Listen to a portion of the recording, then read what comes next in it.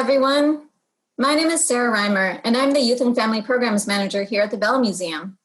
Today, we're bringing you a very special story time in partnership with the Minnesota Historical Society Press.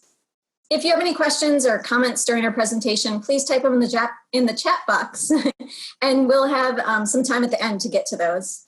So the book we're going to read today is called Secrets of the Loon, and we have both of the book's creators here to share it with us. So first, I'm going to introduce you to the book's author, Laura Purdie Salas. Laura is a former teacher and believes that reading small picture books and poems can have a huge impact on your life. She has written more than 130 books for kids, including Lion of the Sky, the Can Be series, and Book Speak. Laura is a visiting author who loves to talk at schools and at conferences for teachers and writers. Welcome, Laura. Hi, I'm so happy to be here.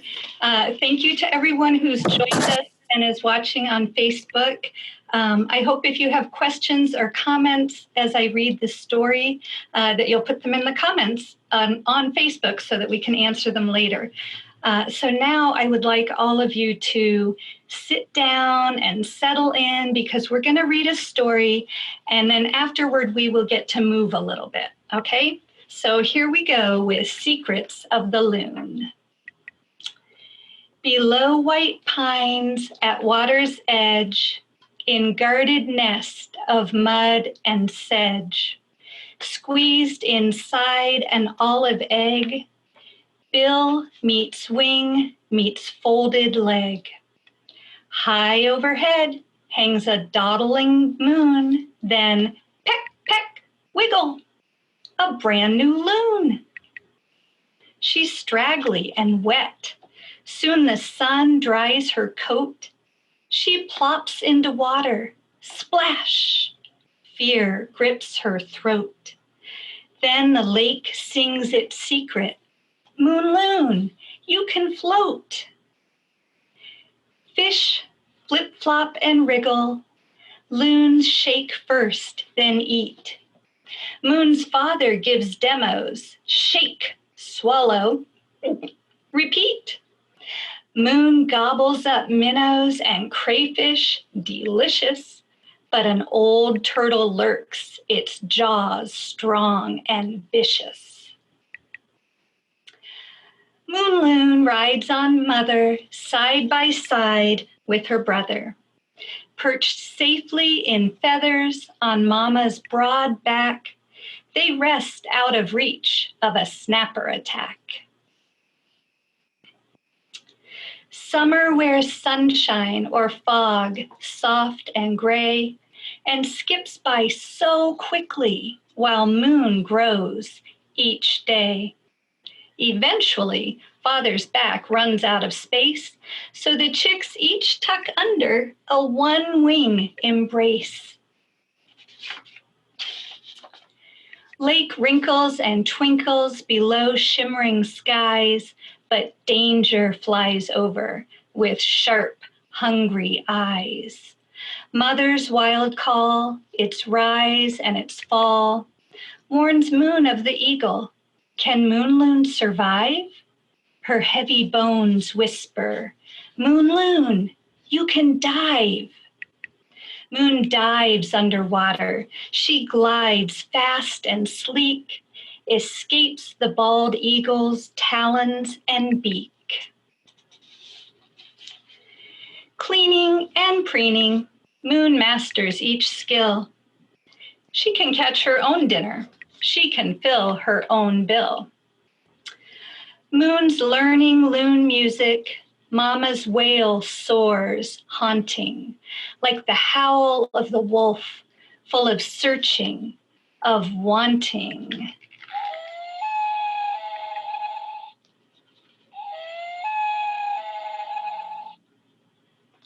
One morning, two humans, could they mean harm?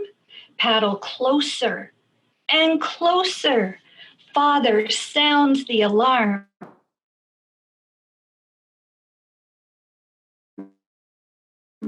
Right? He calls sharp and urgent, ready to fight. After Father's aggressive and noisy display, the humans quietly paddle away. More lessons from mother. Flap, flap, moon, loon, try. But a loon's built for water. Leave the lake? Why? These rocky shores with trees tipped in gold, these ripples and currents fishy and cold, this dazzling sky, a vivid blue dome, this spruce-scented bay offers comfort. It's home. But early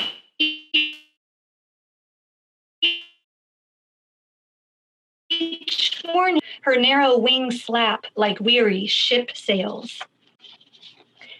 Then one day, she launches herself into sky.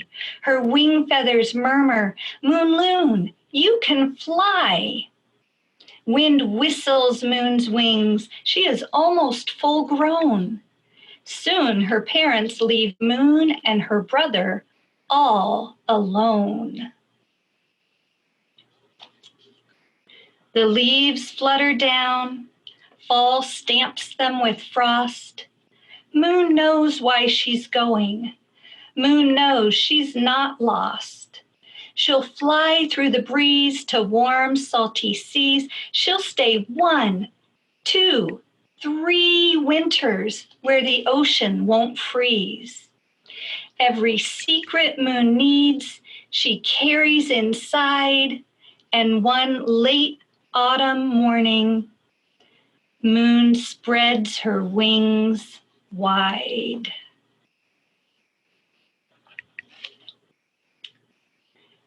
All right, and after the story, there's a lot more information in the back of the book that was written by Chuck, who is a great expert on loons. Now, you have been sitting and listening so patiently, and we are going to get up and move just a little bit before we move on to the next thing.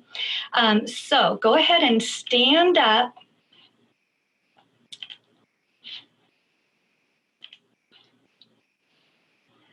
Okay, the first thing that we're going to do is we are going to fly like a loon. So I want you to spread your wings out as far as they go. And loons are very heavy, and so they have strong wings and they have to really flap hard. So we're going to flap along with some of my nieces and nephews down in Atlanta. We're going to pretend we're loons. So let's go. Oh, yes, I've got Evie was first, and Sadie, and Rowan, all my great family members that are helping me out, demonstrating how to fly like a loon. You might even fly around your whole room right now. Okay, we're flying strong. Let's come in for a landing. Okay, because we're going to do something else. Okay, we've all landed. Now, I want you to make sure you're on the ground, not on a chair or a couch or someone's lap. Okay, let's get on the ground, and we're going to try to walk like loons. And this is a lot harder than the flying part. And the reason for that is that loons have their legs attached way at the back of their bodies, so they are very clumsy when they walk on land. And so to do this, here's what I'd like you to do. I want you to crouch down. Here's my nephew Rowan demonstrating. So crouch down and put your arms around your knees, just like you see here. Okay, so circle your knees, hold on tight to your knees, and then try to walk.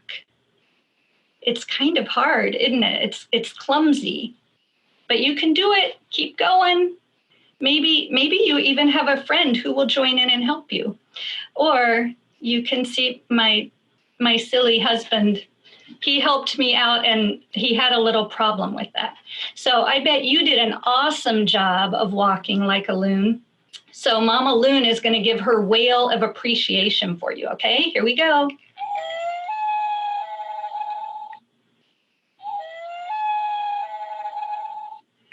And she and I are telling you, awesome job.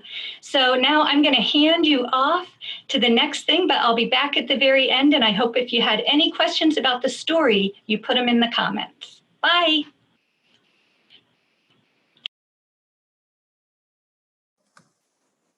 Thanks, Laura. That was great. I hope you guys were all able to move like a loon. That was so fun.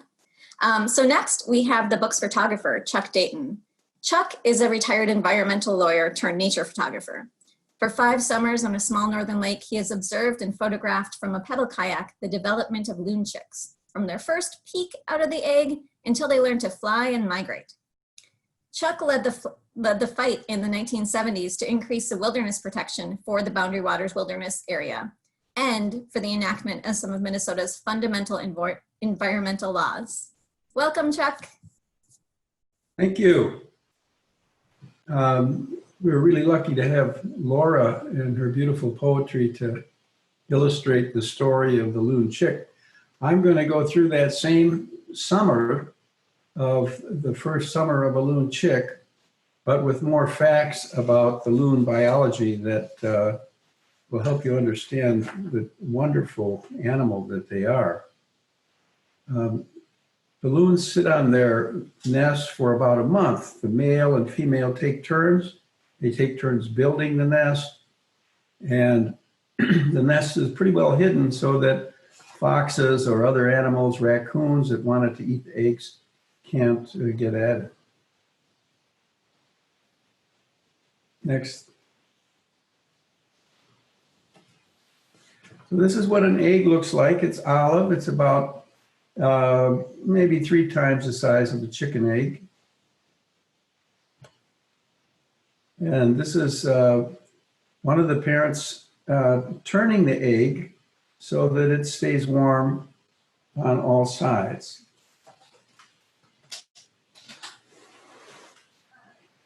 Here's the adult and 1 chick and 1 egg still left to hatch. They usually have 2 eggs, sometimes only 1, and they usually hatch within 1 day of each other. Moon Loon was named Moon Loon because she was born on the night of a full moon. And as soon as the chick is out of the egg, the adult pushes it into the water right away. And the chick knows how to swim and even dive a little bit. And I never get tired of seeing the chicks riding on the parent's back. And they do that for several reasons. 1, they get tired swimming on their own. 2, it's safe there from turtles and big fish that live under the water and might try to get them. And it's also nice and warm. This is one of those big snapping turtles that lives down below sometimes. And this is a big walleye that are good for us to eat, but they would eat a baby fish or baby loon if they could.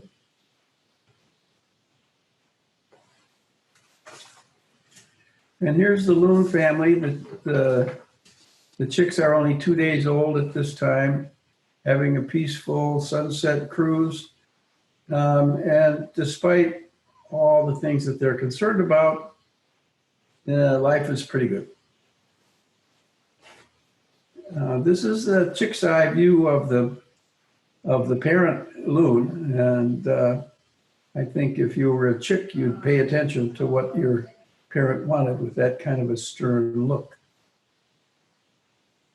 And I wonder here if Moon Loon is riding on the back and dreaming of the time when she too will be able to fly like that dragonfly. At this point, Moon Loon is 2 weeks old, and you can see she's growing fuzz and she's getting bigger, and she's starting to get stronger, and she has to grow very fast because she only has 4 months in order to grow feathers and grow big as an adult, learn to fly, learn to fish for herself, and be totally able to care for herself. Loons eat mostly fish. They also eat crayfish and other things.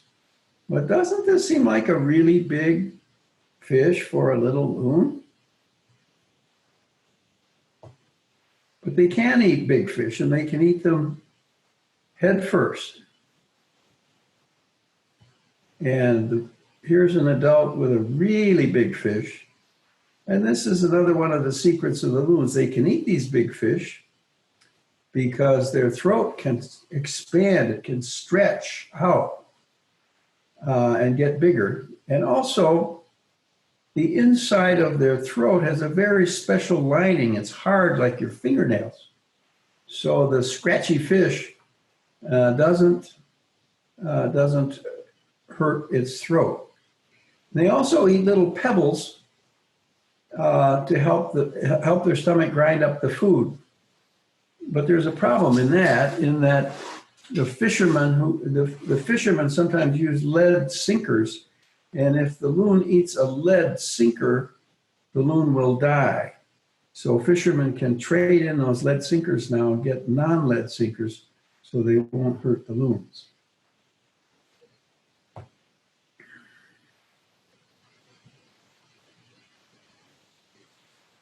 If loon catches a fish and the fish is still wiggling, it will shake it really hard until it stops wiggling, and then it gives it to the chick. And they also eat. Can you imagine eating a crayfish? This is a crayfish, like a shrimp. Can you imagine eating a whole one? Baby loon can do that.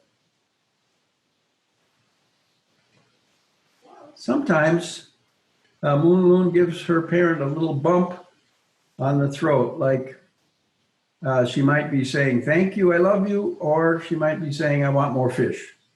Only the loons know that for sure. And loons are constantly on the lookout for eagles. And if they see an eagle close, they will call. And if the eagle gets really close, they'll dive down. It's very easy to fall in love with loons. They have beautiful feathers. They're our state bird. And they have wonderful, haunting calls. They're also great divers. And they have heavy bones. Unlike most birds, they have heavy bones that are solid like our bones, which enables them to dive to great depths. They can dive to 150 feet. They can stay down for about 4 minutes. Try holding your breath for 1 minute. It's really hard to do.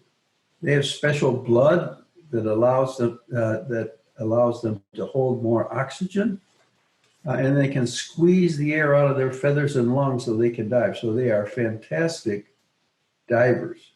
They also do a frog kick underwater, which helps them swim fast.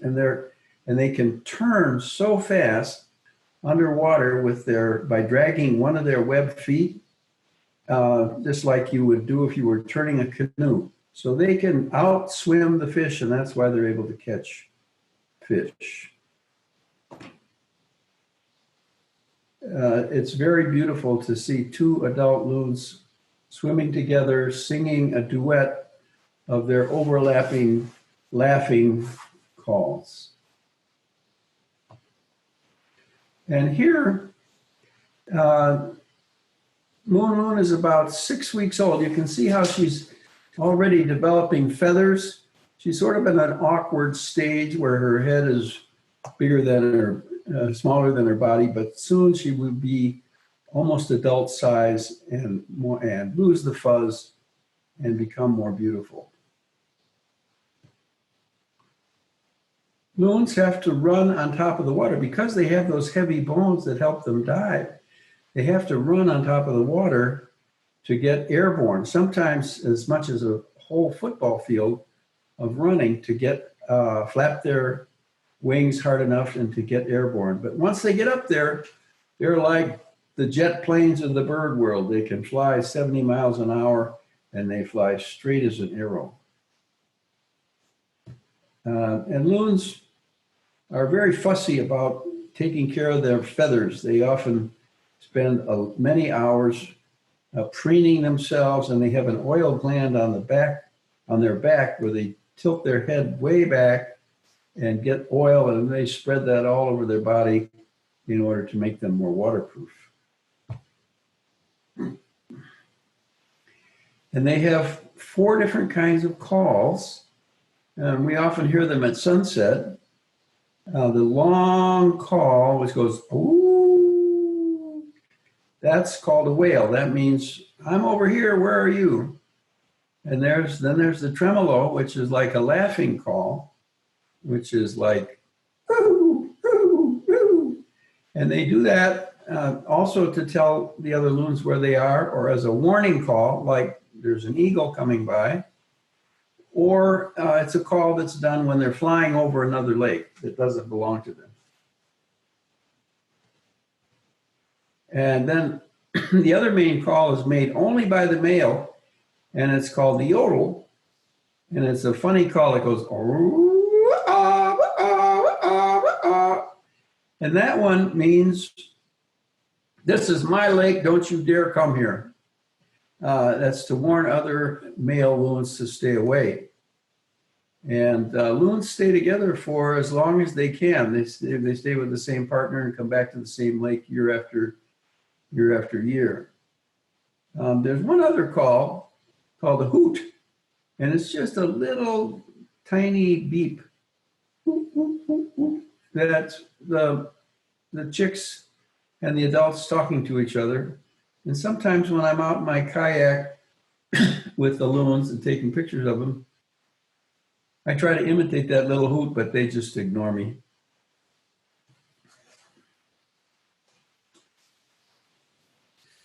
So here is Moon Loon at 10 weeks.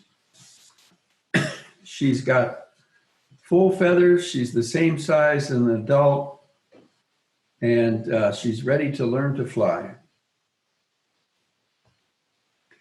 This and the loon that's down in the water is one of the adults, and you see how it's getting gray around the beak and below her eye. That's just not because she's getting old. That happens every year, and the adults turn totally gray. And in the winter, they look sort of like the juvenile on the right does here. But then in the spring, they grow back their beautiful blue breeding plumage. And as I said, males and females look exactly alike, and the only way you can tell them apart is by that warning call, the male yodel. So here's Moon Loon learning to fly, running on the top of the water, running, flapping, whop, whop, whop, whop, the feet slapping the water, and then splash, falling down again. Time after time after time. It takes a lot of practice for a loon chick to learn how to fly. But fly she does, and this is at the end of September when Moon Loon is about 3 months old, and she finally, after so much practice and so much trying, finally gets airborne and is able to fly all the way around the lake by herself.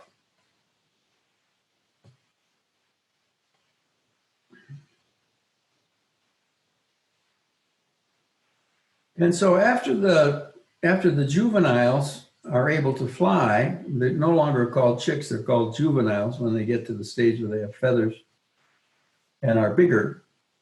The adults take off and leave the juveniles all by themselves. So this is an adult running to take off.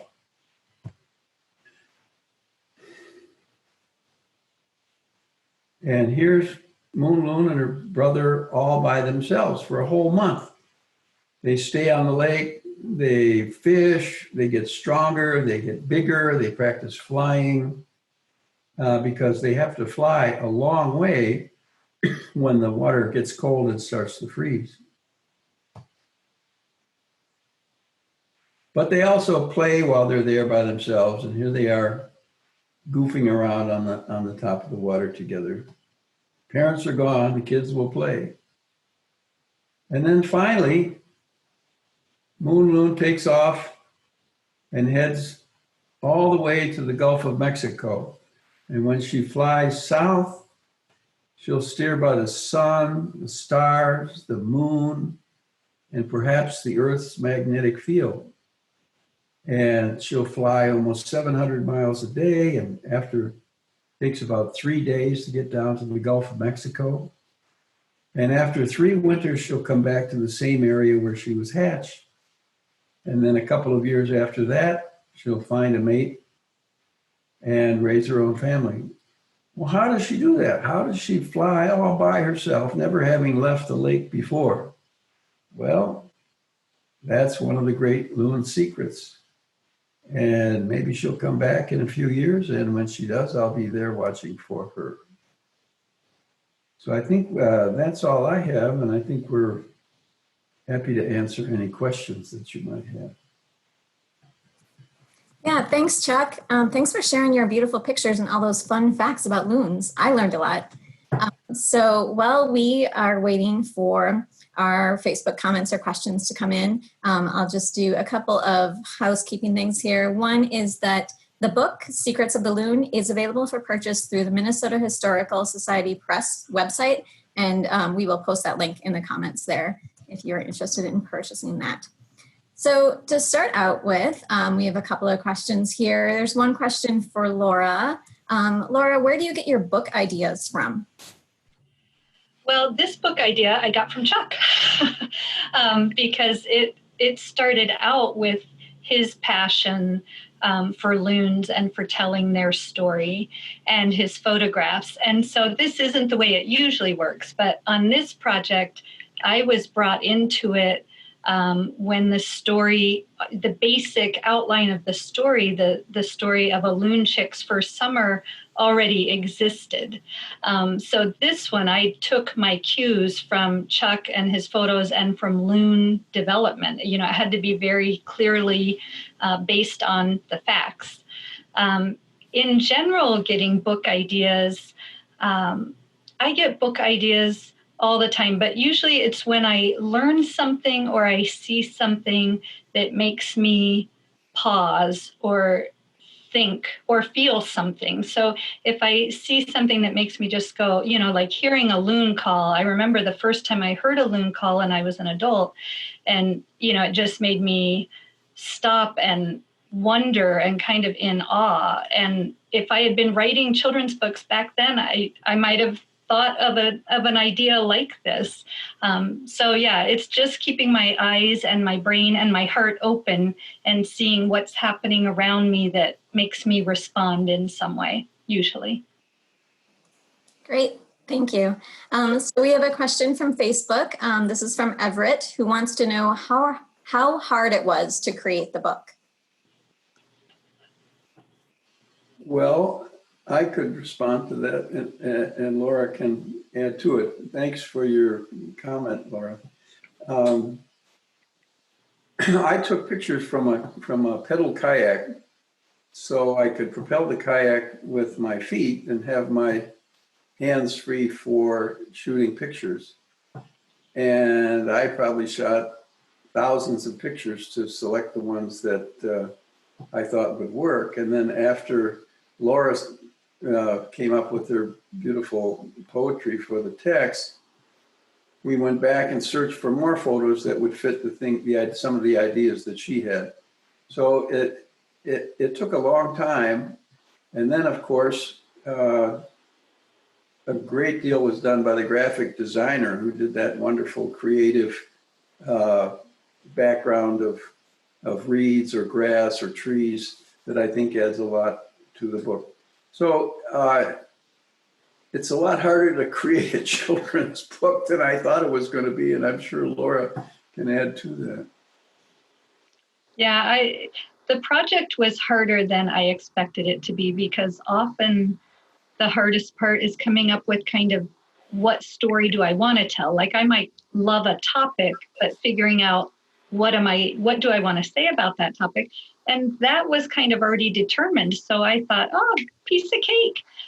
And then the reality of having to merge photos with that had to show Moon Loon at the exact right time. So maybe there was an eagle, you know, with Moon Loon at 2 months, but I wanted her in the story to be encountering an eagle at 1 month or something like that, you know. So the timeline, trying to get the development to be accurate through the entire rhyming part of the story was Yeah, it was hard work. Luckily, it's a wonderful topic, and I had beautiful photos to work with, and an editor who did a great job of, helping me wrangle things. But it was more challenging than I expected to. Yeah, I would add that Shannon Pennyfeather, who was our editor, did a great job of pulling the whole thing together. Yeah, she's awesome. Great, thank you. So we'll have time for one more question, and then any questions we didn't get to here, we'll answer in the comments later as well. So this one's specifically for Chuck. In your time spent observing and recording loon behavior, was there anything that surprised you? Well, many things that I learned about the loons surprised me. I think the fact that surprised me most was that the parents leave a month before the juveniles, and that the juveniles are able to find their way all by themselves. That to me was a striking fact. But also the fact of their heavy bones and how well they can fish. And they're very, very smart. They're an ancient species. They're older than we are by a long time. And so they're very smart, very versatile, very wonderful birds. Great, thank you. And thank you two again for sharing your book with us. That's an awesome experience, all of your pictures. And thank you everybody for joining us. We hope you have a great day. Thank you. Thanks. Mm-hmm.